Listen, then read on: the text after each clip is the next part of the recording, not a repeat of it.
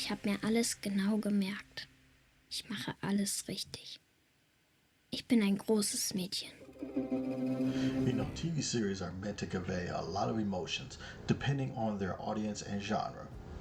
It could be inspirational, it could be instructive, could be funny, but the goal is always to be entertaining.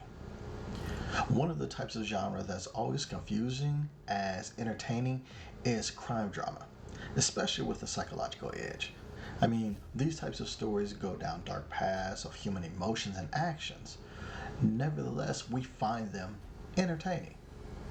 This series is one of those kinds of series. Wondering why you're watching this and why you can't stop. In this review, I'm going to give you my thoughts on Dear Child. You see, I watched the first 2 episodes of brand new content on streaming services to see if they're worth your time. I watched so you don't have to. If you like how that sounds, do me a favor, click like, share, subscribe. And now, let me get into this review. Dear Child premiered in September of 2023 on Netflix. It contains 6 episodes in this miniseries, each about 45 minutes. This was filmed in Germany in German, but it has English dubbing. It was adapted from the 2019 novel Liebes Kind by Romy Hausmann. Hopefully I pronounced that correctly. Now it stars Kim Riddle as the enigmatic Lena, and Natalia Schubert as the young, intelligent, but troubled 12-year-old Hannah. So here's the story.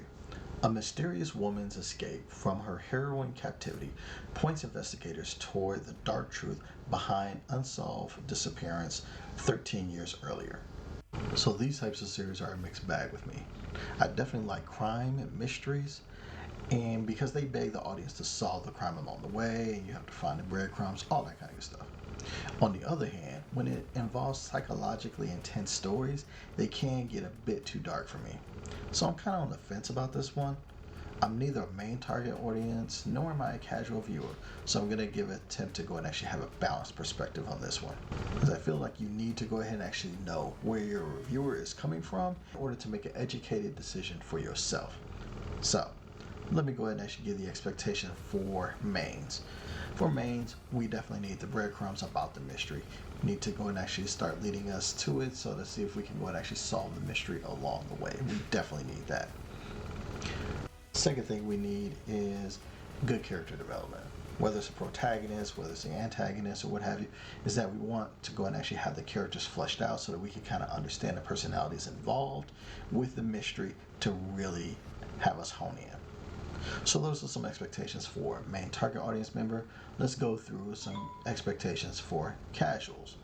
For casuals first, connect the dots early on and continue to connect throughout. Meaning that in order for them to go and actually be engaged into the mystery, they want to be able to connect the dots to the various different events so that they can feel like they can follow along.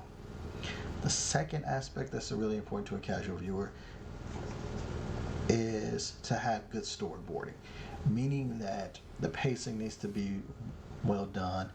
The story needs to go ahead and actually make linear sense so that a casual can wrap their head around it. All of those things are important to go ahead and actually have a casual viewer be invested. Now we have all those expectations. You got the story. Let's get down with a little bit of review in regards to this. The synopsis tells you that the woman escapes captivity, and the trailers let us know that she was hospitalized due to her escape. So none of those are spoilers. The unfolding of everything that took place before then is the real mystery. The woman, Lena, was living in a closed-off space with a girl, Hannah, her brother, and a man named Papa, and he was the only person that could come and go. It's evident early on that who the woman claims to be and who she is may not be one and the same. Okay, so she proclaims to be Lena, but we don't really know if she is Lena. The story lends itself to be a hostage situation. There's physical and psychological torture, and it seems to be that the kids kind of grew up in this limited closed off space, but the woman maybe not so much, in the fact that she's there not by her choosing. The children have obviously been very much conditioned because they've grown up in this space. And it lends itself to situations once the woman and Hannah escape. Like, who is and who was Papa? Where are they located? How is this woman connected to the missing Lena who disappeared 13 years ago? There's just questions that we need answers to. Now, overall, the way that the story is structured, of going back and forth between current day and flashbacks to the captivity, is pretty well done. They do drop hints as to why the characters behave and act in certain ways. And it also presents more questions as it answers other ones, and it's pretty effective to keep us stringing along. There are some minor story gaps that you have to ignore to fully enjoy this, like the police investigation processes and they're just the way that the police investigate. It's a little unnerving. Also, the dialogue was decent and did help build the tension, especially in the close quarter scenes. The storytelling is very good for main target audiences and casuals. In regards to acting, the main victims of the woman saying that she's Lena is good at conveying her fear, frustrations, and anguish in the past and present situations. The hold that the Papa character has over her is well conveyed. So too is the acting of little Hannah. The girl switches from being an inquisitive, naive girl to cold and calculating due to living under certain rules. You want to empathize with her a lot, but you also feel creeped out by her as well, and it's a very good performance. Also, a good shout out to Jesus van de Hanel as Matthias Beck as Lena's father.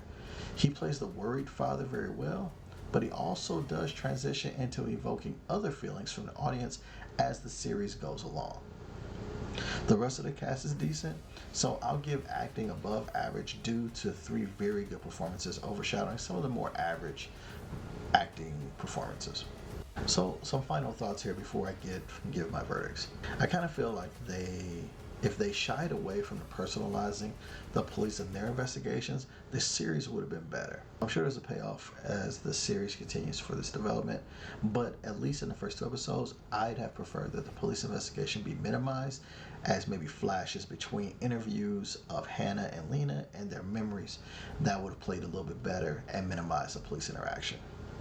But we go this way. The series is probably going to be a hard watch for people who get triggered by physical or psychological abuse, as these are major themes throughout this particular series. But those are my thoughts. Let me give you my verdict. For mains and casuals, I'm going to say watch 2 episodes. From the very beginning, you're watching something that you think is pretty cut and dry. But as the story progresses, you get hints that something else could have been different. I honestly believe that the story and acting is worthy of sitting through, even if you're a casual.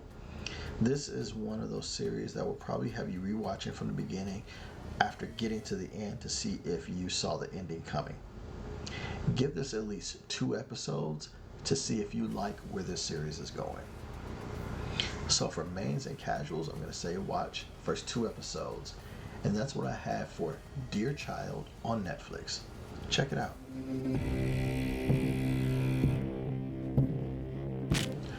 You sat through this entire review. I appreciate you.